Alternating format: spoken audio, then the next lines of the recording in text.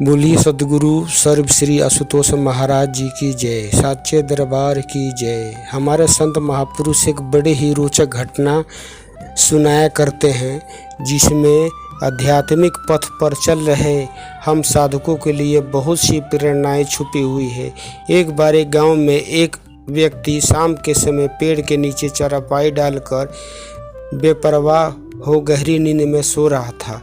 तभी अचानक वहां कोई आया जिसने पहले बड़े ही रूखे स्वर में उसे उठाया, उठ जल्दी उठ, और फिर उसे पीटना शुरू कर दिया। इस प्रकार मुक्कों और लातों की बरसात होते ही वो व्यक्ति घबरा कर उठा और खुद को उस व्यक्ति के प्रहारों से बचाते हुए कहने लगा, अरे अरे भाई, मुझे क्यों मार रहे हो? मैंने क्या किया? पीटने वाले ने कोई उत्तर नहीं दिया, बस उसे पीटता रहा।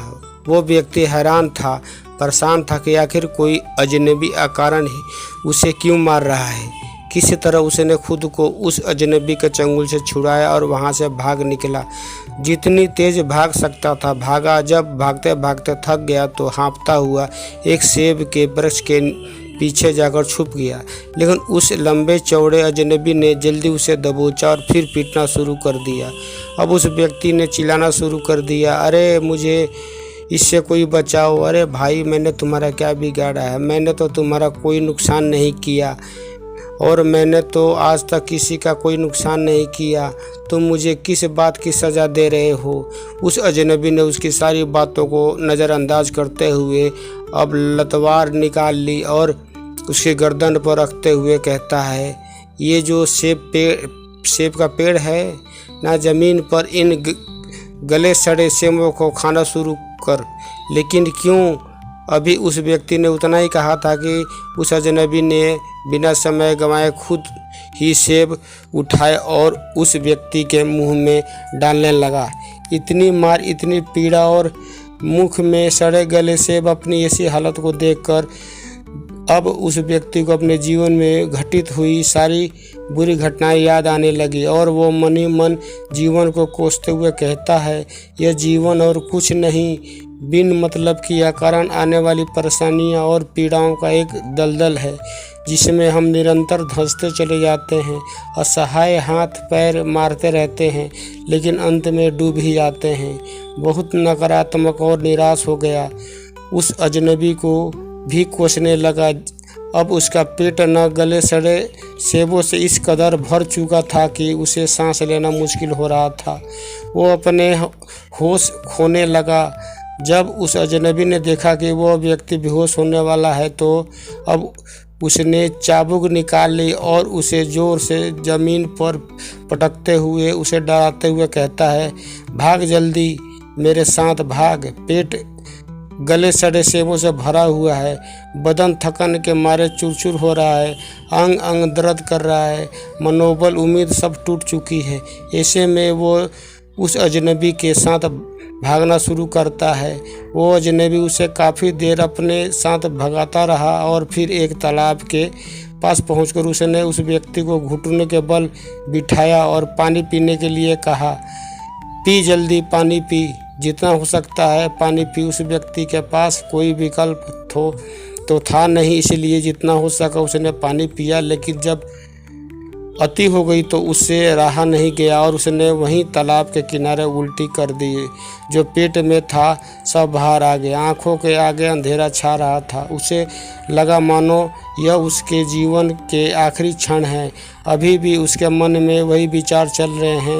ये जीवन, पूरा जीवन दुख तकलीफ सहते हुए निकल गया और अंत भी इतना दर्दनाक है। ईश्वर, दिया ही क्यों तूने ऐसा जीवन?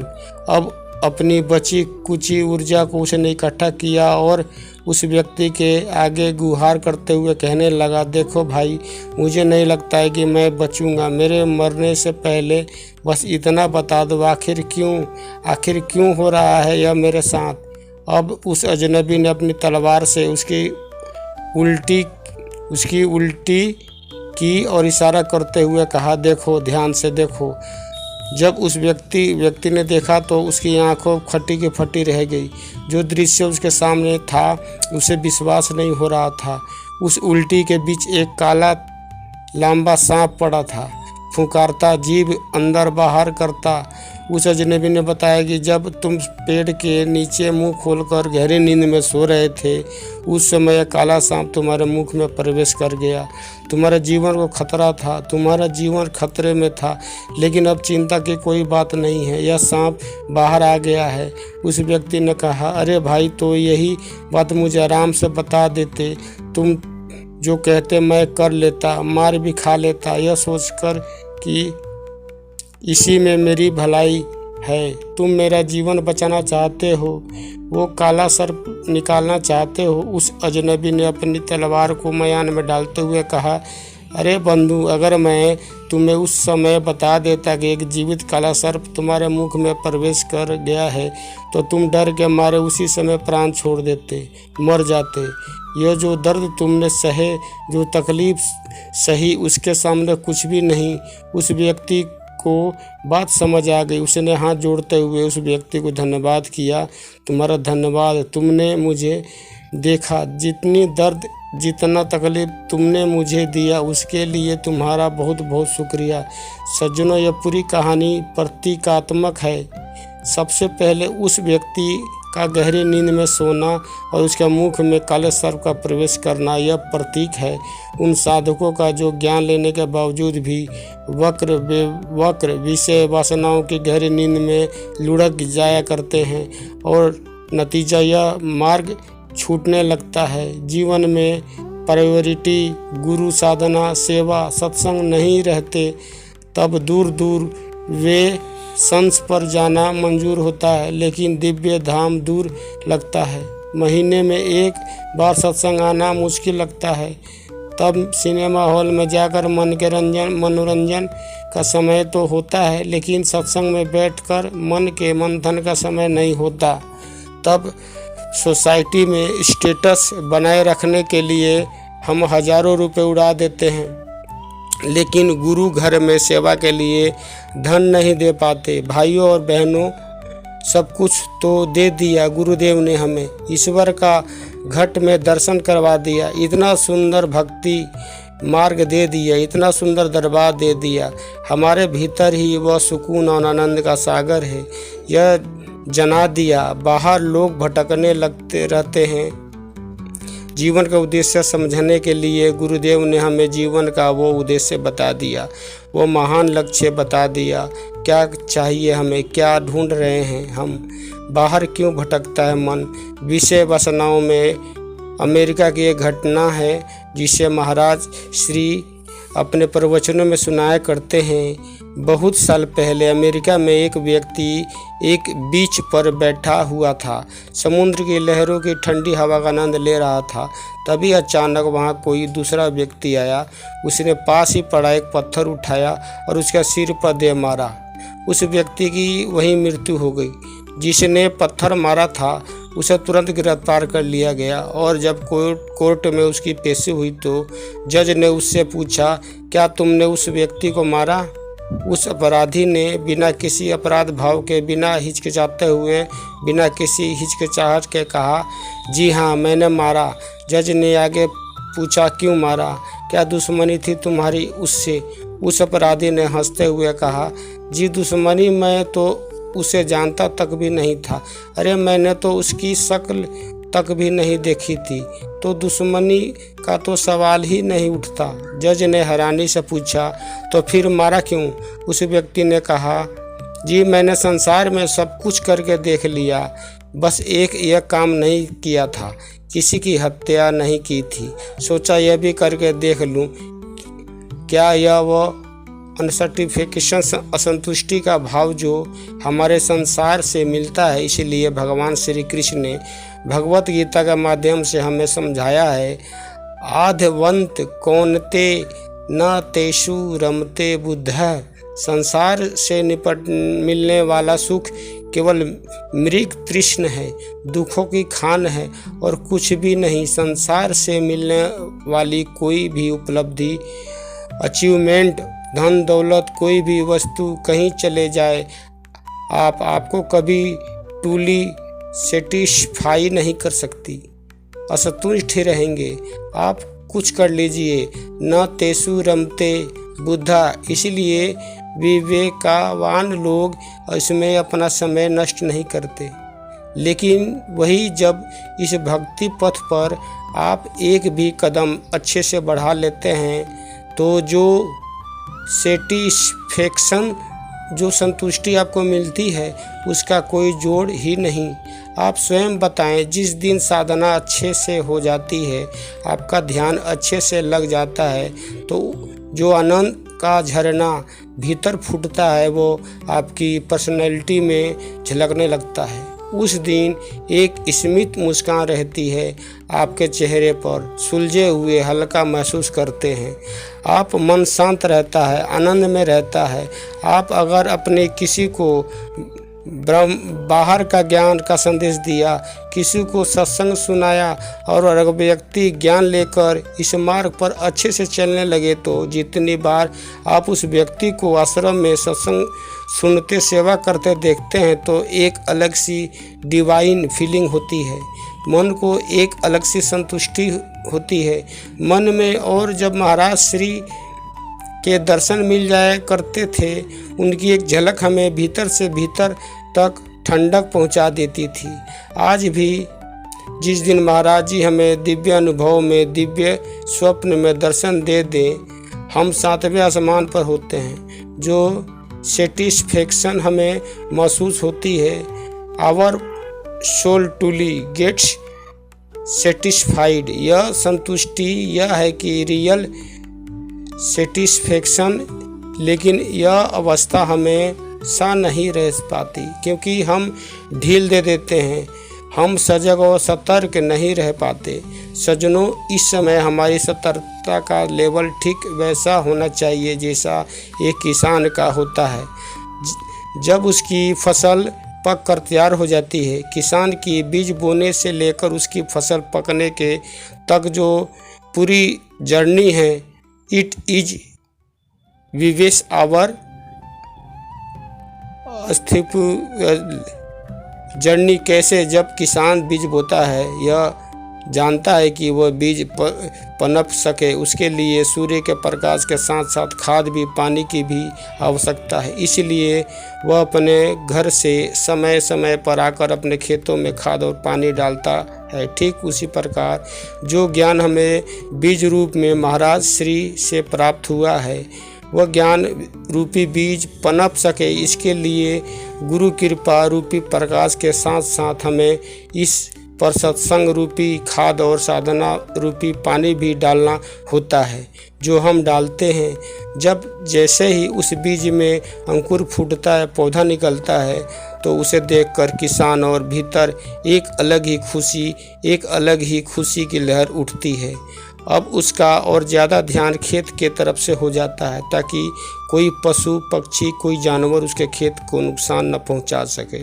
ठीक वैसे ही जब हम इस मार्ग पर आगे बढ़ते हैं, हमारे भीतर उस भक्ति रूपी बीज का अंकुर फूटता है, हमारे भीतर शुभ संस्कारों का, गुरु प्रेम का अंकुर फूटता है, तो हमें मज़ा आने लगता है। हमें इस मार्ग पर और अच्छे से आगे बढ़ने लगते हैं, हमारा इंटरेस्ट बढ़ता है भक्ति मार्ग की ओर। हम और अच्छे से सेवाओं में, साधना में, सत्संग में इन्वॉल्व होने लगते हैं। जब जैसे जैसे फसल बढ़ती है तो किसान का ध्यान और ज़्यादा खेत की तरफ आ जाता है। अब वो जल्दी जल्दी खेत पर आने लगता है। अब घर छूटता चला जा रहा है और खेत नज़दीक आता चला जा रहा है। और जब फसल पक कर तैयार हो जाती है तो आप देखेंगे कि संसार के बाकी सारे काम सेकेंडरी हो जाते हैं। अब उसका पूरा ध्यान अपनी फसल की ओर होता है। अब वो रात को भी अपने खेत पर ही सोता है, मकान पर चढ़कर रात भर पहरेदारी करता है कि कोई उसका फसल को लूट न ले। फाइनल एफर्ट्स में एक कोई कमी नहीं छोड़ता, जब तक फसल को काट कर घर तक नहीं ले आता तब तक चैन से नहीं बैठता। एक छोटी सी फसल को प्राप्त करने के लिए किसान कितनी मेहनत करता है, कितनी सहजता और सतर्कता से कार्य करता है। हमारी भक्ति रूपी फसल, जिसकी कीमत 3 लोक की संपदा से भी ज़्यादा महान है, जब उसे प्राप्त करने के लिए फाइनल एफर्ट्स करने की बारी आई तो हम चूक रहे हैं। सज्जनों, हमारी यह बेशकीमती भक्ति रूप फसल, जिसे महाराज श्री ने अपने वर्षों से, खासकर पिछले 9 वर्षों से अपनी समाधि के तपोबल के प्रकाश से सींचा है, कि किस तरह महाराज श्री हमें यह तक लेकर आए हैं, कितनी मेहनत की है, एक एक शिष्य के ऊपर हम सब जानते हैं। हमने भी निरंतर प्रयास किए हैं और जब समय बहुत कम रह गया है, महाराज जी शीघ्र ही समाधि से उठने वाले हैं, तो अपनी उस फसल की सुरक्षा करने के लिए कितनी साहसिकता और सतर्कता से हमें कार्य करना होगा, कैसी पहरेदारी करनी होगी, हमें किस स्तर की सजगता होनी चाहिए, हमारी कैसी पहरेदारी करनी होगी और कैसे करेंगे। आप पहरेदारी और अपने भीतर अनासक्ति और वैराग्य को जन्म दे। अब संसार को दूर करना होगा और गुरु को लेकर गुरु घर के नज़दीक लाना होगा, ताकि संसारिक विषय वासनाएं हमारी इस भक्ति रूपी फसल को नुकसान न पहुंचा पाए और समय आने पर हम इसका लाभ ले सके। सज्जनों, बिना वैराग्य के भक्ति करना संभव ही नहीं। हम यह नहीं कह रहे हैं कि आप संसार के सारे काम छोड़कर केवल ध्यान साधना, सत्संग, सेवा ही लग जाएं। राजा जनक सोने के सिंहासन पर बैठते थे, सोने के पलंग पर सोते थे, लेकिन विदेह कहलाए। विदेह यानी संसार से विरक्त, अनासक्त हो, वैराग्यपूर्ण हो, राज्य किया। उन्होंने ऐसे साधक थे जो संसार के भीतर रहे, लेकिन संसार उनके भीतर नहीं रहा।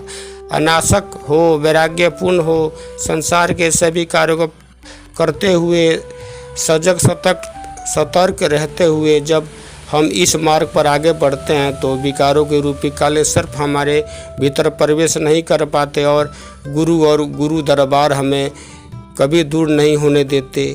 दूसरी बात, उस पूरे घटनाक्रम में आपने ध्यान दिया हो तो उस व्यक्ति की वेदना, तकलीफ और परेशानी का कारण उस अजनबी द्वारा दी गई शारीरिक चोट से ज़्यादा उसकी सेल्फ स्पॉन्ड मानसिक यातना थी, जिसका कारण था वह उसकी सोच की जिस विषय परिस्थिति में वो है, उसके साथ हो रहा है, वो उसे डिर्व ही नहीं करता, उसके साथ गलत हो रहा है, अन्याय हो रहा है, अकारण हो रहा है, और इस कारण से और इस सोच की वजह से वो ईश्वर को दोष देता है, जीवन का दोष देता है, नकारात्मकता हो जाता है, उस अजनबी को कोसता है और उसकी इस सोच के आधार पर क्या उसका गुमान की जितना उसे पता है, जो उसकी नज़रों के सामने है, जितना वह जागृत अवस्था में एक्सपीरियंस कर रहा है, केवल उतना ही सत्य है। लेकिन ऐसा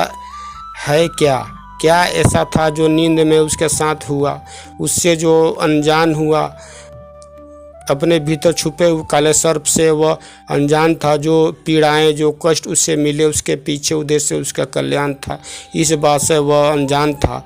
एक अफ्रीकन प्रोवर्ब है, वह wise man never knows all, only a fool knows everything. जो विवेक होते हैं वो जानते हैं कि वो सब कुछ नहीं जानते। भाइयों और बहनों, विषय परिस्थितियों के बीच अगर हम यह बात याद रखें कि हम सब कुछ नहीं कर पाते, जो हमारे साथ हो रहा है वह हमारी किसी कर्म ही किसी लापरवाही कारण है।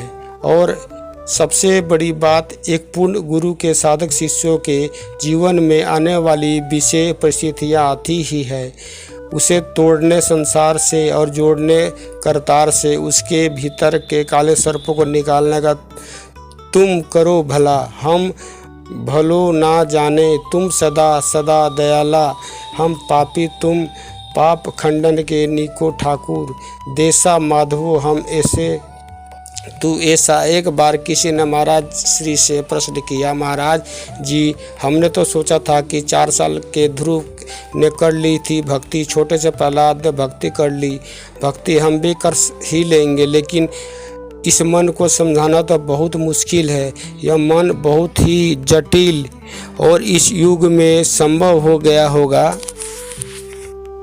भक्ति करना आसान है, ईश्वर को अपनाना इतना आसान नहीं है। जिस समय पहली बार आप इस दरबार में आए थे, उस समय आपका संसार के साथ गहरा रिश्ता था। सारी तारें संसार के साथ जुड़ी हुई थी। मन पर चित्त पर विकारों के कालिमा छाई हुई थी। उस अशक्ति को तोड़ने के लिए, विकारों को खत्म करने के लिए गुरु कसाई बनकर खड़ा हो जाता है और शिष्य के जीवन में विषम परिस्थितियों और दुखों को डालता है, उसे खाली कर देता है। वैसे में शिष्य का कैसा आचरण होना चाहिए? क्या हमारी कहानी के उस व्यक्ति जैसा बिल्कुल भी नहीं हो? वास ऑलवेज क्राइंग एंड क्रबिंग, ऐसा तो बिल्कुल भी नहीं। एक शिष्य का आचरण उस हाथी के जैसा होना चाहिए जिसे गिर नेशनल फॉरेस्ट में सफारी करते समय एक लेखक ने देखा था। जंगल में सवारी करते समय एक लेखक ने देखा कि एक हाथी पर महावत सवार है और उस महावत के हाथ में एक छड़ी है। वो उस छड़ी से हाथी के हर गलती पर उसको मारता। जितनी बार वो हाथी गलती करता, उतनी बार उसे छड़ी पड़ती। लेकिन अद्भुत बात जानते हैं क्या थी? हाथी को मारते समय जितनी बार वह छड़ी महावत के हाथों में छूट जाती, नीचे गिर जाती, उतनी बार वह हाथी खुद अपनी सूंड से उस छड़ी को उठाता और महावत के हाथ में सौंप देता। अद्भुत शिक्षा है, अद्भुत प्रेरणा है। एक शिष्य के लिए हमें परिस्थितियों की हल्की सी छड़ी पड़ती है, हम तिलमिला उठते हैं, लेकिन वह हाथी खुद आगे बढ़कर छड़ी दे रहा है, खुद आगे बढ़कर छड़ी सौंप रहा है। महावत को मानो कह रहा है, मेरे मालिक मार लो, लेकिन कुछ बना दो, मेरा निर्माण कर दो। योगानंद परमहंस कहते हैं, gurus plans are always rooted in love. एक पूर्ण गुरु की हर बात, उनका हर कर्म अपने शिष्यों के प्रति उनके निस्वार्थ प्रेम से उपजता है, और जो निस्वार्थ प्रेम से उपजता है वह कभी भी हमारे लिए गलत नहीं हो सकता। हमारा कल्याण उसी में है। इसलिए अपने आप को सौंप दो, खुद को गुरु के हाथों में।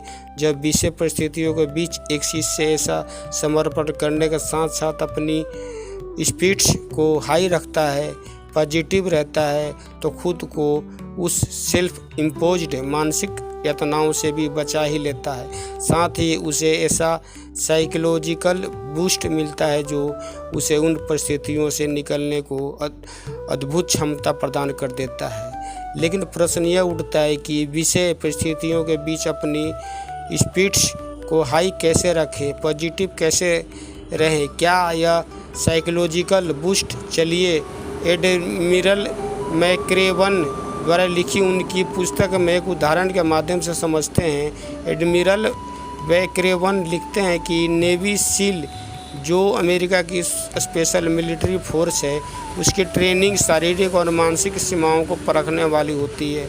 यह ट्रेनिंग के 9वें हफ्ते को वेल वीक कहा जाता है और हफ्ते में 2 दिनों में कैडेट्स को केवल 4 घंटे ही सोने दिया जाता है, और हफ्ते में 1 दिन ऐसा होता है जब उसे टहलना आइलैंड ले जाया जाता है।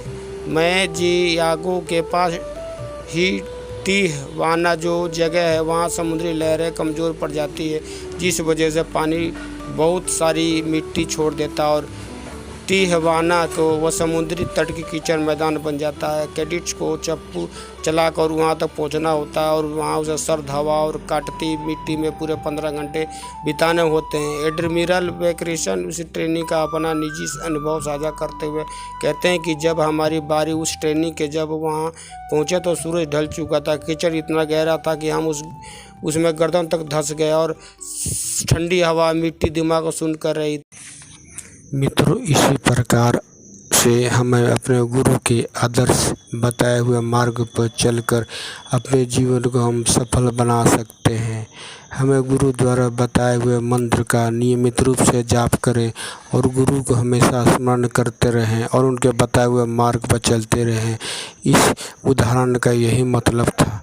अगर आप लोगों को ये वीडियो पसंद आए तो चैनल को लाइक सब्सक्राइब करके कमेंट में ओम श्री आशुतोषाय नमः लिखना न भूलें। इसी के साथ ये वीडियो ये समाप्त करते हैं। जय श्री राम, जय गुरुदेव।